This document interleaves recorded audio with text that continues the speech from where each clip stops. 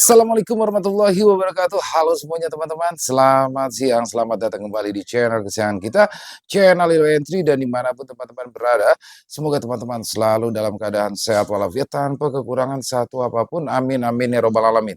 Dan pada kesempatan yang baik ini, kami akan membawakan satu kisah. Masih akan membawakan satu kisah dari Mas Untung Prasetyo. Kisah favorit kita, kisah Sudiro. Wow, makin menegangkan saja. Sudah masuk part ketiga ya berarti ya di Lembah Sugoro Geni. Tapi sebelum kita masuk ke dalam kisahnya, buat teman-teman mungkin yang belum subscribe, bisa diklik dulu tombol subscribe. Jangan lupa lonceng notifikasi juga dinyalakan agar teman-teman selalu mendapatkan notifikasi dari konten-konten yang akan kami upload di setiap harinya. Dan untuk channel Ilo Entry ini kami upload setiap siang teman-teman ya. Setiap jam 12 siang waktu Indonesia bagian Barat. Oke, nggak pakai berlama-lama lagi. Pasti udah gak sabaran kan untuk masuk ke dalam kisahnya. Kita langsung saja masuk ke dalam kisahnya. Dari halaman belakang rumah Bang Ilo, kita menuju ke Lembah Sugoro Geni.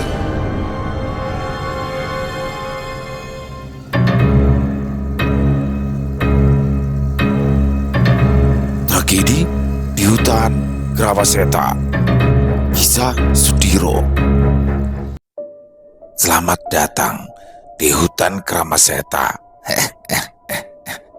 Ujar Ki Condrowongso yang menghentikan langkahnya sambil mengedarkan pandangannya ke arah sekitar.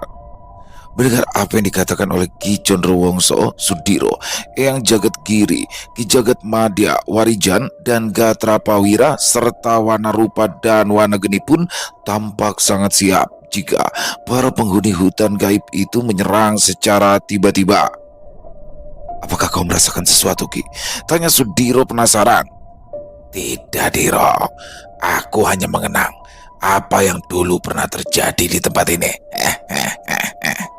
Balas Ki Condrowongso sambil menatap ke arah Sudiro. Tawa dari Ki Condrowongso terdengar sangat ringan namun penuh makna. Tatapannya menyapu pepohonan raksasa yang menjulang tinggi dengan akar-akar mencuat dari tanah. Seperti urat-urat raksasa yang mencengkeram bumi, udara di sekitar mereka begitu sunyi, nyaris tidak terdengar suara burung atau binatang lainnya, seolah seluruh hutan sedang mengamati dengan mata tak terlihat. Sepertinya ada sebuah kejadian besar di tempat ini, Ki. Tanya Sudiro yang membuat Ki Condrowongso terdiam. Aku harap apa yang dulu telah terjadi di tempat ini tidak akan terulang kembali, Diro. Balas Ki Condrowongso dengan suara yang terdengar datar. Percaya atau tidak, aku hampir kehilangan separuh dari makhluk gaib yang ikut dalam perjalananku saat itu. Dan puncaknya, aku harus kehilangan saudara angkatku yang dititipkan oleh ayahku. Dan sejak saat itu, aku mendapatkan sesuatu yang buruk di kerajaanku sendiri. Imbus sosok makhluk tua itu menceritakan.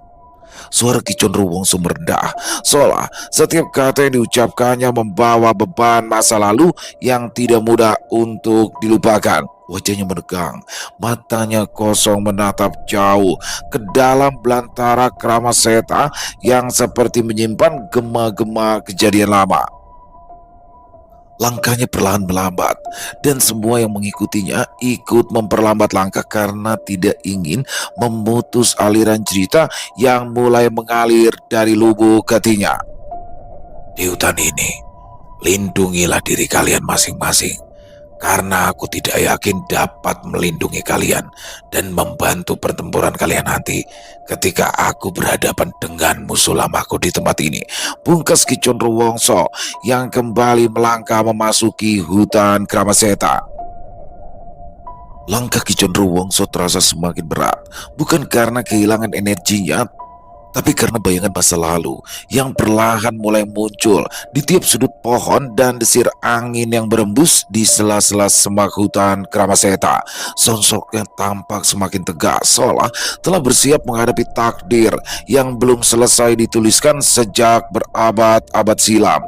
Sudiro, Eyang Jagat Giri, Ki Jagat Madya dan Warijan, serta Gatra Pawira dan yang lainnya hanya saling bertukar pandang. Mereka menyadari bahwa perjalanan ini bukan lagi sekedar misi menyelamatkan Widanu, tapi ini juga tentang masa lalu yang belum tuntas dan sebuah dendam yang belum lunas serta luka yang belum sembuh. Warijan menggenggam erat sebilah keris kecil yang diselipkan di balik ikat pinggangnya, sementara Sudiro mulai mengatur pernafasan, menyelaraskan energi dalam tubuhnya dengan getaran hutan yang semakin asing. Warna rupa dan warna geni yang biasanya penuh percaya diri kini mulai lebih banyak mengamati ketimbang bicara. Mereka tahu setiap bisikan angin dan setiap gerak dedaunan di tempat ini bisa saja menjadi sebuah pertanda. Pohon-pohon di hutan Kramaseta berdiri tinggi menjulang dengan batang-batang lebar dan tua, akar-akar yang mencuat dari tanah seperti tangan raksasa yang siap menjerat siapapun yang lengah. Aura di dalam hutan itu terasa semakin berat, seperti mengandung ribuan ingatan yang tertinggal dari masa-masa yang kelam. Hutan Kramaseta seolah mengamati, menilai, dan menunggu mereka yang lengah. Ki Jagat Madya dan Eyang Jagat Giri berjalan tanpa banyak bicara. Tatapan mereka tajam, namun terjaga. Keduanya paham bahwa yang akan mereka hadapi di Kramaseta bukan hanya makhluk gaib, tapi juga kemungkinan pantulan dari diri mereka sendiri, wujud-wujud dari sifat yang pernah mereka sembunyikan atau lupakan. Tidak lama setelah mereka masuk lebih dalam, suara samar-samar mulai terdengar, ratapan yang mengiris hati dan kidung kuno, hingga teriakan yang tidak jelas asalnya mulai bergema, namun tidak satu pun dari mereka yang menoleh. Mereka tahu suara-suara itu bukan untuk didengar, melainkan untuk dibiarkan berlalu dengan sendirinya. Setelah jauh melangkah di antara pepohonan tua yang membentuk lengkungan seperti gerbang alam, Ki Condrowongso berhenti sejenak. Dia menatap ke depan dengan sorot mata yang tajam, lalu menghela nafas dalam-dalam. Dan tidak lama setelah itu muncul 5 sosok makhluk gaib yang mengenakan pakaian perang dari zaman kerajaan kuno. Kelima sosok makhluk gaib itu muncul dalam diam, namun kehadiran mereka menggetarkan seluruh suasana hutan Kramaseta. Langkah mereka ringan, namun setiap jejak yang tertinggal seolah membakar tanah yang diinjaknya. Aura mereka bukan hanya menunjukkan kekuatan luar biasa, tapi juga usia panjang dan pengalaman bertarung yang telah melewati ratusan, bahkan ribuan tahun. Apakah mereka yang telah menghancurkan rombongan yang sampean pimpin dulu, Ki? Tanya Sudiro seraya berbisik kepada Ki Condrowongso. Bukan, bukan Diro. Mereka sepertinya makhluk-makhluk lain yang menginginkan sesuatu dari kita, balas Ki Condrowongso yang merasa asing dengan sosok-sosok yang berdiri di hadapannya itu. Suasana pun terasa hening, dan mereka pun saling beradu pandang, seolah sedang menilai lawan mereka masing-masing. Sementara itu, Gatra Pawira, Wana Rupa dan Wana Geni kini berdiri sejajar dengan Sudiro dan juga Ki Condrowongso, seolah ingin melindungi Warijan dan juga Eyang Jagat Giri dan Ki Jagat Madya. Serahkan patrem Kiai Jagat Sepuh yang kalian bawa itu, dan pulanglah dengan selamat, ujar salah satu dari kelima sosok yang auranya terpancar sangat kuat dan mengancam. Sepertinya tujuan kita sama, Kisanak. Apa tidak sebaiknya kita sama-sama melangkah ke sana? Balas Ki Condrowongso dengan sangat tenang. Aku tidak bekerja sama dengan kelompok lain, kakek tua. Sekarang serahkan benda itu, atau kami akan mengambilnya sendiri setelah menghabisi kalian. Balas sosok yang berdiri di bagian paling depan, yang tubuhnya terlihat tinggi besar, dibalut baju zirah emas kehijauan yang memantulkan cahaya redup dari sela pepohonan. Di punggung makhluk gaib tersebut tergantung sebuah tameng bundar besar bertuliskan aksara kuno, lambang dari kerajaan hutan yang sudah lama runtuh. Di tangan kanannya, sebuah tombak panjang berhiaskan kepala naga yang matanya menyala merah, wajahnya terlihat garang dengan mata yang berkilat dingin, dan yang mengerikan adalah kedua tanduknya yang melengkung ke arah depan dan memendarkan bias hitam yang mengandung energi besar. Siapakah sampean ini, Kisanak? Sepertinya kalian dari kerajaan luar yang tersesat di hutan Kramaseta ini. Balas Ki Condrowongsok yang tidak menggambarkan sedikit pun rasa takut dan bahkan seolah meledek para makhluk gaib yang memiliki kekuatan besar itu. Baiklah kakek tua, daripada kalian mati penasaran, sebaiknya dengarkan ini baik-baik, ujar sosok yang sepertinya pemimpin dari kelima makhluk gaib tersebut. Namaku adalah Kala Lembu, dan keempat saudaraku ini bernama Kalawarak, Nyai Prabayita, Bajul Kala, dan Sudrapati. Ibu sosok bernama Kala Lembu itu dengan lantang. Sosok yang disebut dengan nama Kalawarak itu memiliki tubuh lebih kecil dari sosok Kala Lembu dan berselimut jubah hitam panjang yang mengambang tanpa tertiup angin. Jubah itu menyatu dengan bayangannya sendiri dan terus bergerak seolah hidup. Di tangannya tergenggam sepasang keris kembar yang bilanya menghitam serta memendarkan cahaya merah.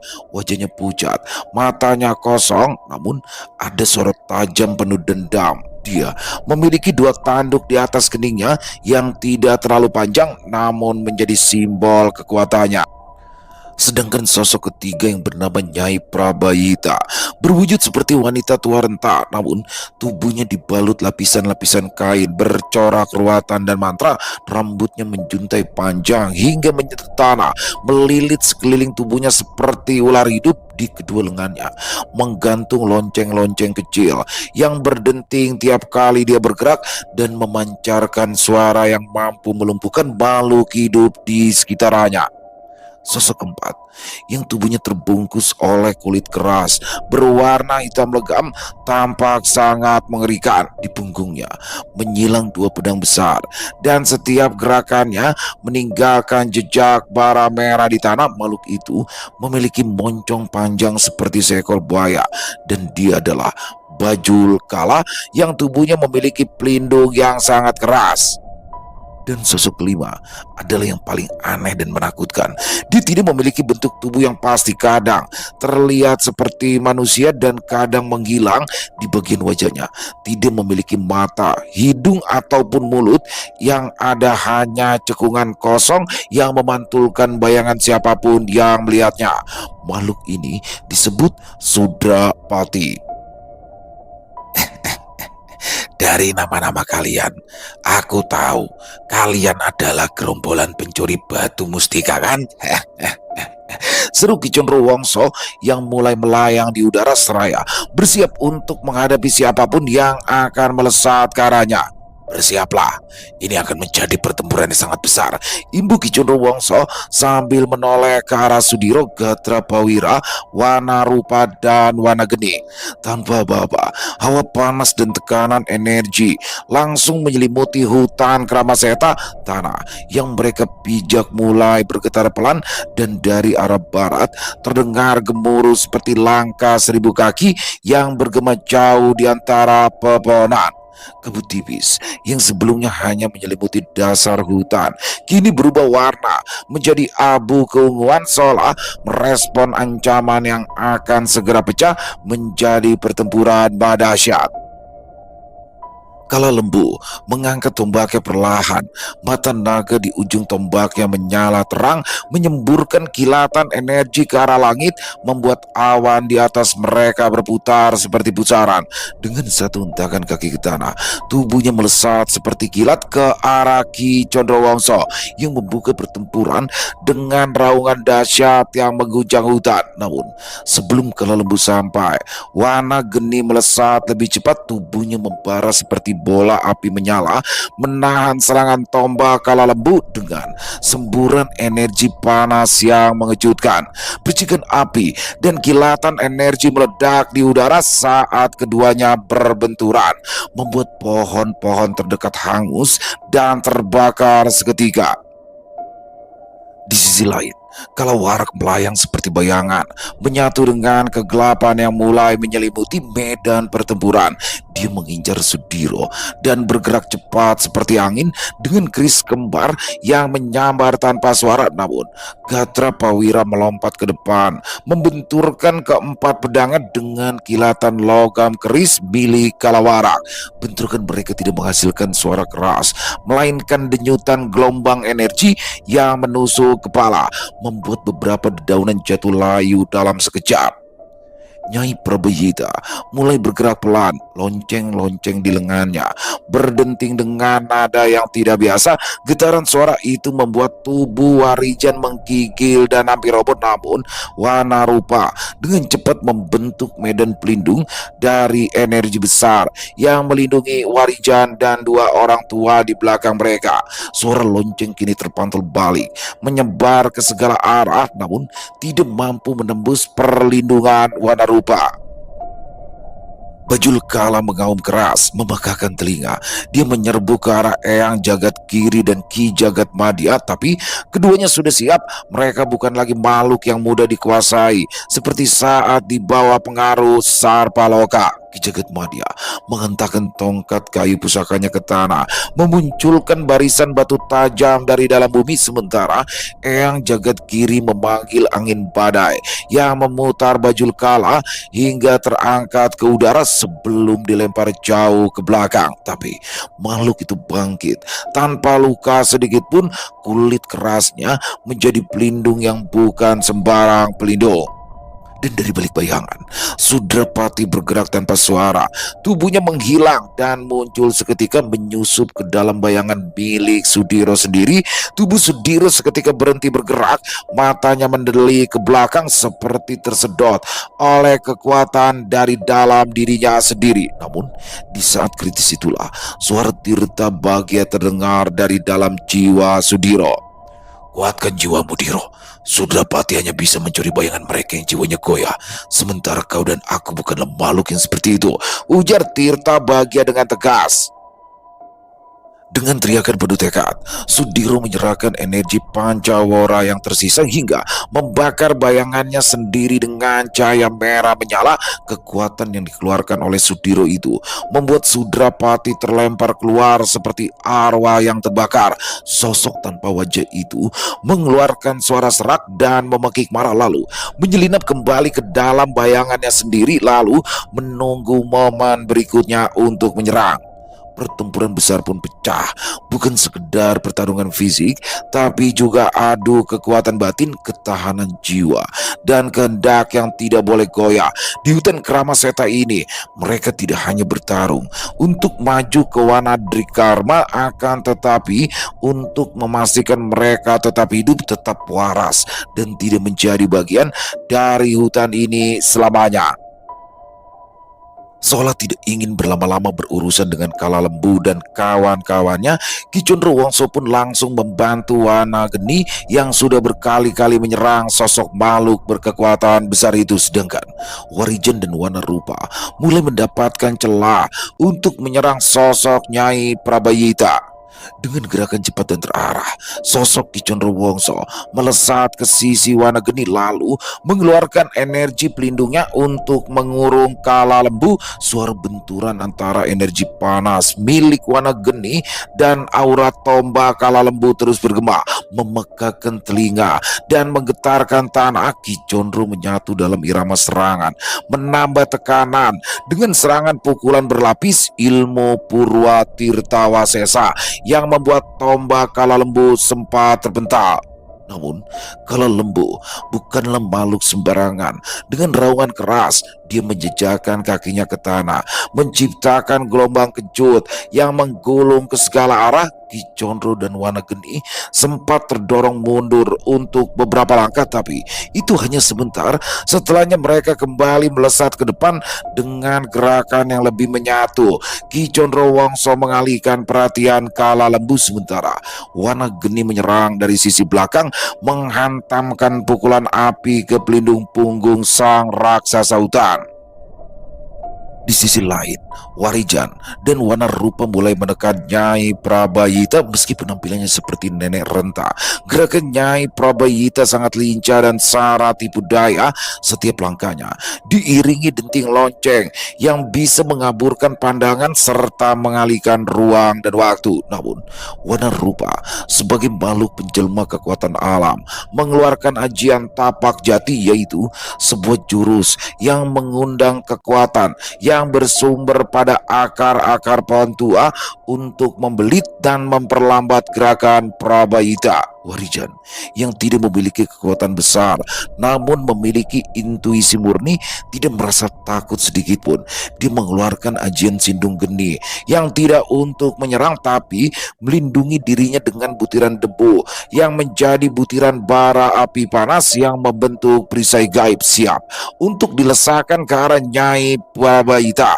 Dengan keberanian dan ketenangan hati, dia terus menunggu waktu yang tepat untuk melesakkan ajian andalannya itu, dan tepat ketika Wana Rupa berhasil melilit tubuh Nyai Prabayita dengan akar pepohonan yang tidak lain adalah perwujudannya, Warijan lalu melesatkan ajian Sindung Geni yang membuat salah satu dari gelang-gelang kecil di lengannya retak dan pecah. Suara-suara meracau yang sebelumnya mengganggu pikiran mulai melemah. Sementara itu Nyai Prabayita terhuyung tapi tidak jatuh. Dengan wajah tua yang makin menegang, dia mengutuk dalam bahasa aneh dan rambut panjangnya mulai bergerak seperti belasan ular yang siap melancarkan serangan mematikan. Namun Wana Rupa tidak memberi celah.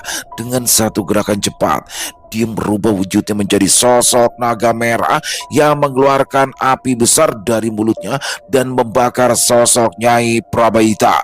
Api besar yang menyembur dari mulut Wana Rupa menyambar ganas ke arah Nyai Prabayita. Api itu bukan sekedar panas, melainkan api spiritual yang menyatu dengan kekuatan hutan purba yang menyasar langsung pada inti kekuatan gaib wanita tua yang selama ini tersembunyi dalam ratusan lapis mantra dan raja di tubuhnya.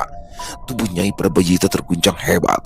Lapisan-lapisan kain bercorak ruatan yang membungkus tubuhnya terbakar satu demi satu, mengeluarkan semburat cahaya merah darah dan asap hitam pekat yang berputar ke langit. Manik-manik kecil yang tergantung di lengannya kini pecah satu persatu, dan suara dentingnya berubah menjadi jeritan gaib yang menembus langit hutan Kramaseta. Warijan masih berdiri tegak. Tubuhnya dikelilingi oleh bara api ajian Sindung Geni yang membentuk semacam perisai hidup melindungi dari luapan energi gelap yang keluar dari tubuh Nyai Prabayita saat terbakar. Nyai Prabayita sempat memekik keras. Rambut-rambut panjangnya yang tadi melilit seperti ular kini terbakar, mengepul dan mengeriting. Tapi di tengah kobaran itu, sorot matanya masih menyala, menandakan jika dia belum kalah sepenuhnya. Namun sebelum sosok Nyai Prabayita bisa mengerahkan mantra balasan, Wana Rupa dalam wujud naganya menabrakkan tubuh besarnya ke arah sang wanita siluman itu. Dentuman keras terjadi saat tubuh naga merah itu menghantam tanah bersama Nyai Prabayita, menciptakan kawah kecil dan gelombang energi yang menyapu area sekitaran. Debu dan dedaunan berterbangan. Suara-suara dari dalam hutan terdiam seolah para makhluk gaib turut menyaksikan benturan besar ini. Ketika debu perlahan turun dan api mulai mengecil, tubuh Nyai Prabayita terlihat setengah tenggelam dalam tanah. Tubuhnya menghitam, namun belum hancur sepenuhnya. Dia masih hidup, tapi kekuatan utamanya telah nyaris sepenuhnya terserap oleh api sang naga milik Wana Rupa. Sementara itu, Warijan masih berdiri, matanya menatap sosok yang kini tak lagi mengancam namun belum sepenuhnya musnah. Dia tidak berniat membunuh, hanya melumpuhkan. Dan seketika itu pula, api ajian Sindung Geni perlahan padam, menyisakan bara lembut yang jatuh seperti serpihan cahaya ke tanah. Wana Rupa kembali ke wujud semula, melangkah pelan ke sisi Warijan. Mereka tahu bahwa satu lawan telah jatuh, namun pertempuran besar belum dimulai. Di kejauhan, suara dentingan senjata dan benturan tenaga dalam antara Ki Condrowongso, Wanageni, dan Kala Lembu masih bergema dengan keras. Sedangkan Sudiro terus menghadapi sosok Sudrapati yang belum menunjukkan kekuatan penuhnya, sementara Gatra Prawira masih beradu kekuatan dengan Kalawarak dan Eyang Jagat Kiri serta Ki Jagat Madya masih berjibaku menghadapi sosok Bajul Kala. Di langit-langit hutan Keramaseta yang remang, pertempuran kini mencapai puncaknya. Aura sakti beradu memecah udara menjadi gelombang tak kasat mata yang mengguncang pepohonan tua dan membelah tanah di bawah mereka. Benturan kekuatan dari dunia gaib dan dunia manusia berpadu dalam satu harmoni mematikan. Ki Condrowongso melayang di udara, tubuhnya berputar dengan kecepatan tinggi, menyatu dengan cahaya biru keperekan dari ajian Dasaloka yang jarang dikeluarkannya. Sementara Wanageni dikelilingi api biru yang membentuk sayap di punggungnya, melesat cepat bagai kilatan petir yang menyambar. Sementara itu, Kala Lembu dengan tubuh besar dan kekuatan tombak berkepala naga menangkis serangan keduanya dengan kekuatan luar biasa. Suara gemuruh terdengar setiap kali senjata Kala Lembu berbenturan dengan energi yang dilesakkan oleh Wanageni serta pukulan dari ajian Dasaloka milik Ki Condrowongso. Tameng besar di punggung Kala Lembu kini berpindah ke tangan kiri, memancarkan cahaya merah yang seolah menelan semua serangan lawan. Namun, seiring berjalannya waktu, Ki Condrowongso dan Wanageni mulai menemukan celah. Ketika Wanageni membuat Kala Lembu lengah dengan serangan cepat dari sisi kanan, Ki Condrowongso menghantam dari atas dengan ajian Balataru yang menembus pertahanan Kala Lembu dan membuat tombak naga itu terlempar. Tubuh besar Kala Lembu terpental menabrak pepohonan, membelah beberapa batang, namun dibangkit dengan tatapan lebih buas dan masih berusaha untuk melanjutkan pertarungan yang masih jauh dari kata usai. Di sisi lain hutan, pertempuran Sudiro dan Sudrapati memasuki ranah yang tak kasat mata. Sudrapati, makhluk yang tidak memiliki bentuk tetap, mulai membaur dengan bayangan di sekitar, dan setiap kali Sudiro mencoba menyerang, sosok itu menghilang. Di tengah serangan yang sia-sia itu, tiba-tiba Sudiro mendengar suaranya sendiri. Suara itu mulai mengganggu kewaspadaannya dan mempengaruhi akal sehatnya. Kau gagal melindungi mereka. Kau akan mati bersama mereka, ujar suara yang muncul dari balik bayangan pepohonan. Namun Sudiro yang tahu akan ilusi dari lawannya segera menarik nafas panjang. Ia mulai merapal mantra. Tak lama kemudian Sudiro bertiwi krama dengan sosok Tirta Bagya yang memungkinkan dia untuk menghindari bisikan-bisikan gaib serta ilusi dari sosok Sudrapati. Apa yang direncanakan Sudiro membuahkan hasil. Selain kekuatannya meningkat pesat, energi gabungan itu akhirnya mampu melihat bayangan musuh walau bukan wujud aslinya. Dan dengan satu gerakan cepat, dia melesakkan ajian Sindung Geni dengan kekuatan yang lebih besar dibandingkan milik Warijan. Ajian itu pun akhirnya berhasil membungkus bayangan Sudrapati, dan untuk pertama kalinya makhluk itu berteriak. Lalu sosok yang muncul menampakkan bentuk sejatinya yang berupa perpaduan abstrak yang sulit dijelaskan. Tidak lama kemudian, sosok Sudrapati pun melemah seiring butiran bola api yang membara yang perlahan-lahan membakar tubuhnya. Di sisi lain, Gatra Prawira yang tubuhnya kini dikelilingi energi kebiruan dari ajian Tirta Bayu berputar cepat melawan serangan Kalawarak. Kedua keris merah Kalawarak menciptakan kilatan cahaya setiap kali disabetkan, tapi Gatra Prawira mampu menahan tiap serangan itu dengan keempat pedang yang berisi energi besar. Tubuh Kalawarak melesak cepat seperti bayangan yang tak dapat disentuh, namun Gatra Prawira mampu mengikuti iramanya. Ketika Kalawarak melompat tinggi dan bersiap melempar kedua kerisnya, Gatra Prawira pun melompat dan langsung melesatkan ajian Tirta Gete. Ajian mematikan milik Gatra Prawira itu akhirnya dapat menghantam Kalawarak. Dari segala yang menyebabkan tubuhnya Kalawarak terbentak, tidak hanya itu, energi besar dari ajian tersebut dapat mematahkan salah satu kerisnya. Kalawarak mengaumbara, tapi Gatra Prawira sudah siap dengan serangan berikutnya. Sementara itu, di sisi hutan yang lebih dalam, suara ledakan dan gemuruh terus bergema. Bajul Kala dengan tubuh buaya raksasa berbalut kulit keras terus menyerang membabi buta. Setiap langkahnya meninggalkan jejak yang membakar tanah dan menghanguskan dedaunan. Eyang Jagadgiri memusatkan kekuatan pada ajian Watupati yang mengubah kulit tubuhnya menjadi keras karang, sementara Ki Jagatmadya yang jauh lebih mudah mengeluarkan ajian Bajra Tapa, kekuatan elemen angin yang mampu menyusup di sela-sela pertahanan lawan. Mereka berdua bekerja sama dengan sempurna. Setiap kali Bajul Kala menyemburkan api dari moncongnya, ajian Brajatapa memecah dan menolaknya. Dan ketika makhluk buaya itu membuka celah pertahanan, Eyang Jagadgiri menghantam dengan energi dari ajian Watupati yang mampu membuat kulit keras Bajul Kala mulai retak.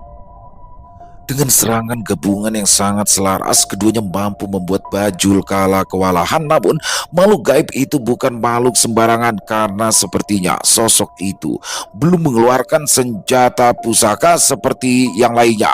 Langit hutan Kramaseta kini tampak seperti cermin retak yang ditarik oleh pusaran energi gaib dari segala penjuru. Di bawah sinarnya yang tebaram, tanah bergemuruh. Menandai bahwa babak akhir dari pertempuran besar ini telah tiba. Sosok Kala Lembu yang tubuhnya dilapisi zira sakti dan kekuatan tombaknya mampu mengguncang bumi, kini berdiri limbung. Zira emas kehijauan yang melapisi tubuh besarnya penuh dengan retakan yang berkilau. Nafasnya berat dan tameng sakral yang tadinya tegak kini tergelincir dari genggamannya, menancap di tanah tanpa daya.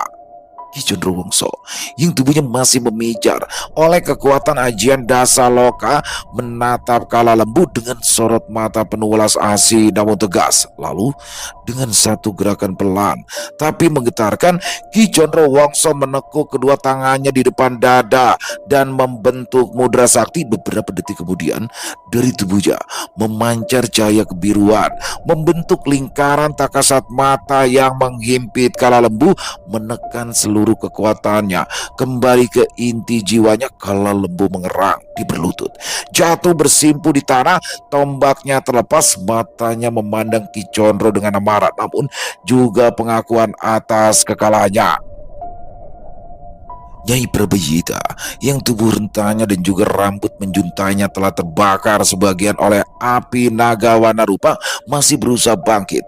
Lonceng-lonceng di tangannya tak lagi berdentang nyari tapi masih mengeluarkan suara lirih seolah meratap. Warijan masih berdiri dengan bara api halus yang mengelilingi tubuhnya.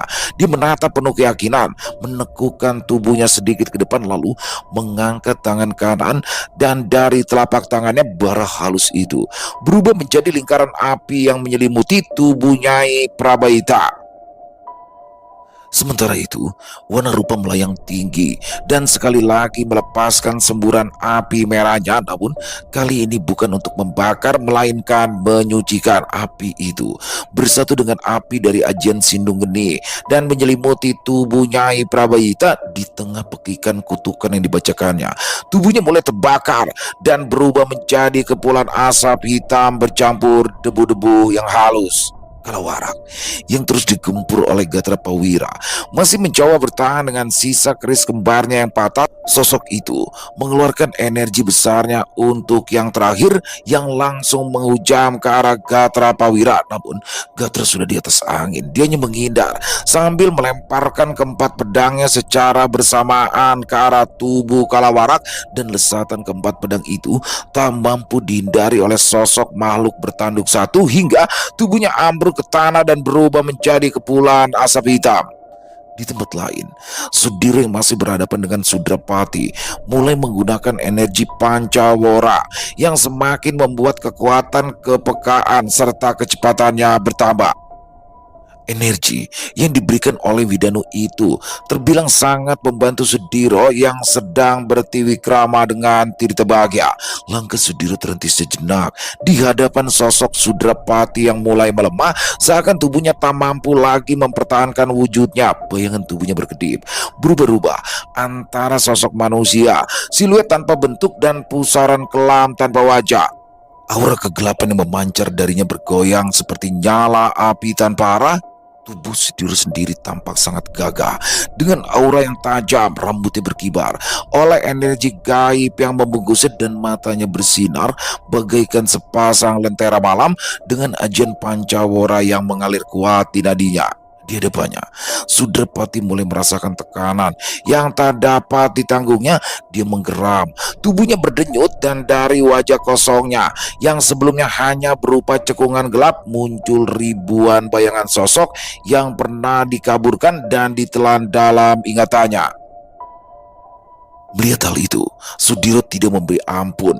Dia mengangkat tangannya, membelah udara, dan menciptakan gelombang api yang sangat besar dengan satu hentakan keras. Sudiro menghantamkan ajian Sindung Geni yang tentunya langsung membakar tubuh Sudrapati yang hanya menyisakan jerit kesakitan. Ketika Sudiro, Warijan, Ki Condrowongso, Gatrapawira, Wanarupa, dan Wanageni telah dapat memusnahkan lawan-lawannya di tempatnya bertarung, Eyang Jagadgiri dan Ki Jagatmadya masih terus berjuang menaklukkan sosok Bajul Kala. Tapi sayang, sosok yang hampir mereka kalahkan itu tiba-tiba berubah menjadi sosok yang lebih mengerikan dengan energi membunuh yang sangat kuat. Dan ketika Sudiro serta yang lainnya sampai di tempat pertarungan, Eyang Jagadgiri dan Ki Jagatmadya, mereka sudah terlambat. Sosok yang selama ini terus berjuang bersama Sudiro itu harus tewas di tangan Bajul Kala. Ya, sosok Ki Jagatmadya tumbang ketika ekor dari siluman buaya itu menusuk tepat di dadanya hingga menembus ke bagian punggung. Sementara itu, Eyang Jagadgiri mendapatkan luka dalam yang cukup parah setelah beradu energi dengan musuhnya tadi.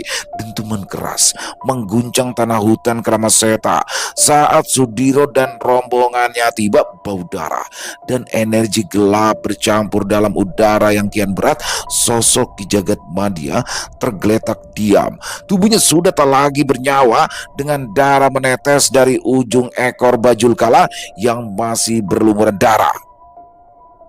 Di sisi lain, meski terluka parah, namun Eyang Jagadgiri masih berusaha berdiri. Matanya merah, bukan karena marah, melainkan karena merasa kehilangan saudara seperjalanannya, kawan seperjuangan, dan bayangan masa muda yang tidak akan pernah kembali.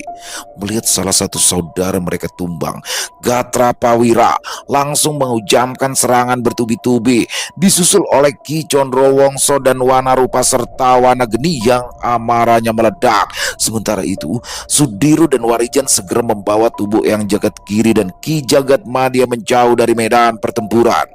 Bajul Kala yang kini telah berubah menjadi siluman buaya raksasa berkulit seperti batu hitam mulai mengeluarkan raungan panjang.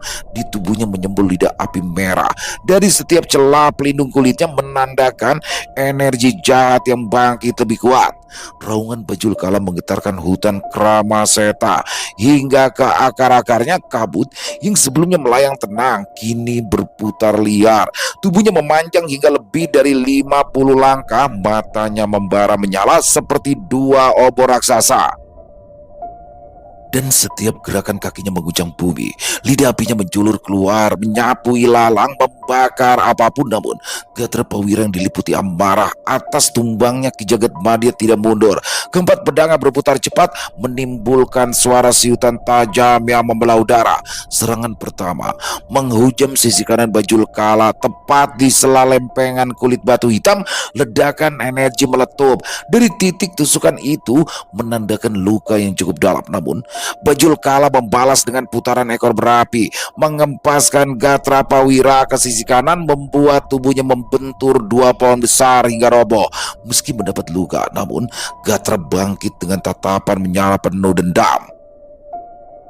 Ki Cenderawongso yang telah berdiri membentuk mudra tangan dan memusatkan kekuatannya ke dalam tongkat pusaka yang telah menancap sebelumnya ke tubuh Bajul Kala. Tongkat itu menjelma menjadi cahaya, membentuk ribuan akar yang menjalar dengan cepat dan menancap ke tubuh Bajul Kala, melumpuhkan gerakannya sejenak. Warna rupa yang telah mengambil wujud pohon raksasa penjaga lembah menghantam tubuh Bajul Kala dari sisi kiri dengan akar-akar yang sangat keras. Suara benturan bergema seperti palu raksasa menghantam besi. Bajul Kala terdorong dan menggeliat menahan rasa sakit. Tak mau ketinggalan, warna geni melesat di udara, melepaskan panah api kembar dari kedua tangan. Panah itu menghujam tepat di sela leher dan dada Bajul Kala, lalu meledak dengan kobaran cahaya merah kemasan. Bajul Kala meraung kesakitan. Tubuhnya menggeliat menabrak pohon, menciptakan gelombang energi liar. Namun ketika siluman itu mencoba bangkit, Gatra Prawira melesat dengan 4 pedangnya yang menyala, menandakan bahwa dia telah membuka segel terakhir dari ilmu pamungkas Tirta Bayu Sasmita. 4 pedang Gatra Prawira langsung menusuk 4 titik utama tubuh Bajul Kala. Bersama dengan itu, Ki Cenderawongso menjatuhkan tongkatnya terakhir kali ke tanah dan menghujamkan energi bala taru untuk mengunci tubuh Bajul Kala dari alam ini. Dengan pekikan panjang terakhirnya, Bajul Kala menggelepar, lalu tubuhnya meledak menjadi ribuan pecahan batu hitam panas. Sisa-sisa api masih menari di udara, sementara suara gaib dari dalam bumi bergema seakan mengirim makhluk buas itu kembali ke dasar neraka tempat asalnya. Di tempat lain, Warijen berdiri memeluk tubuh yang jagat kiri, sementara Sudiro menunduk dalam diam di samping jasad Ki Jagat Madya.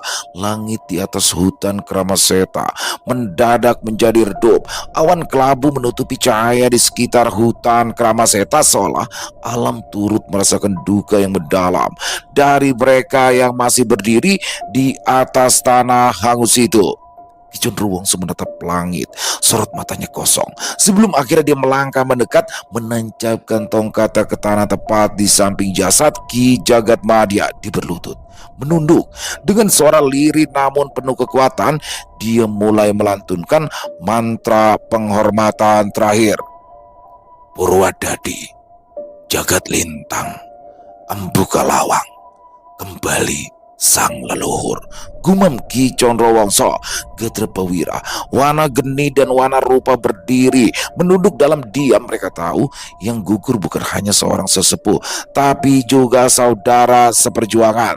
Tidak lama kemudian, dari langit yang kelabu turun seberkas cahaya kemasan lembut dan langsung menyentuh tubuh Ki Jagat Madya, lalu perlahan-lahan menyelimuti jasadnya dan mengangkatnya sedikit dari tanah. Cahaya itu membuat tubuh Ki Jagat Madya larut seperti embun yang kembali pada udara, hingga akhirnya lenyap dengan tenang, menyisakan kain panjang yang dulu membalut tubuhnya. Eyang Jagat Giri yang telah sadar menatap tempat terakhir saudaranya berdiri.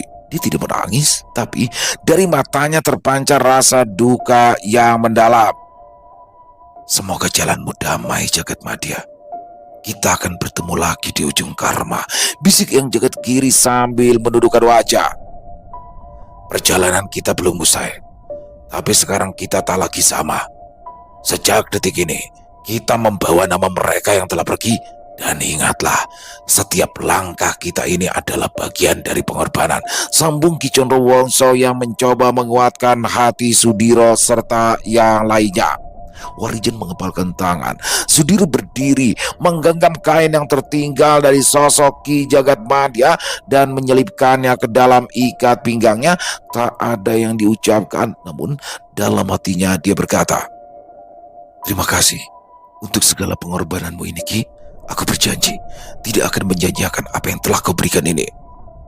Setelah merasa baik, rombongan itu pun kembali melangkah. Langkah mereka terlihat berat meninggalkan medan pertempuran yang kini kembali sunyi, dan langit yang sempat kelabu perlahan membuka celah. Seberkas sinar menembus dedaunan seolah mengantar kepergian sang penjaga yang telah gugur dan memberi restu bagi mereka yang masih berjalan. Selesai. Wow, luar biasa. Kisah dari Mas Untung Prasetyo. Keren pakai banget ya. Makin menegangkan makin kesini, dan pada episode kali ini sedih pakai banget nih. Bagaimana Ki Jagat Madya akhirnya harus tewas di tangan musuhnya ya, Bajul Kala. Aduh. Ki Jagat Madya ini sudah banyak sekali ya malang melintang bersama Sudiro, walaupun memang di beberapa kesempatan Ki Jagat Madya ini banyak melakukan pengkhianatan ya, tapi bagaimanapun juga banyak sekali hal-hal baik yang diberikan oleh Ki Jagat Madya. Dan makin menarik aja nih bagaimana kelanjutan kisah Sudiro di menuju ke lembah Segoro Geni besok. Buat part 4 jangan sampai ketinggalan teman-teman ya. Dan sekali lagi kami ucapkan terima kasih kepada Mas Untung Prasetyo atas kisahnya yang luar biasa. Tunggu lagi untuk kisah-kisah selanjutnya. Dan untuk teman-teman semoga terhibur ya dengan kisah barusan para pecinta penikmat horor misteri, lebih khususnya lagi kepada para subscriber dari channel Ilo Entry. Buat yang punya komentar lain bisa menuliskan di dalam kolom komentar ataupun hanya sekedar saling menyapa, insya Allah kami akan menjawab satu persatu. Buat teman-teman yang suka dengan videonya bisa diklik tombol like atau tombol jempolnya, boleh juga dong dibantu di share ya link videonya ini ke teman-teman yang lain agar juga ikut merasa terhibur. Dan sekali lagi buat teman-teman yang belum subscribe bisa diklik dulu tombol subscribe, jangan lupa lonceng notifikasinya dinyalakan agar teman-teman selalu mendapatkan notifikasi dari konten-konten yang akan kami upload di setiap harinya. Dan kami juga ingin mengucapkan terima kasih ya pada seluruh teman-teman yang sudah selalu setia hadir, yang sudah selalu mendukung kami, karena teman-temanlah kami selalu bersemangat berkarya di setiap harinya. Dan di akhir kata saya Ilo mengucapkan permohonan maaf apabila mungkin dalam pembawaan kisahnya barusan ada kata-kata saya yang salah ataupun ada kata-kata saya mungkin yang kurang berkenan. Saya mohon dibukakan pintu maaf yang seluas-luasnya. Sampai berjumpa lagi di konten-konten kami selanjutnya. Masih bersama saya Ilo di channel Ilo Entry. Salam sehat, sukses selalu untuk kita semua. Wassalamualaikum warahmatullahi wabarakatuh.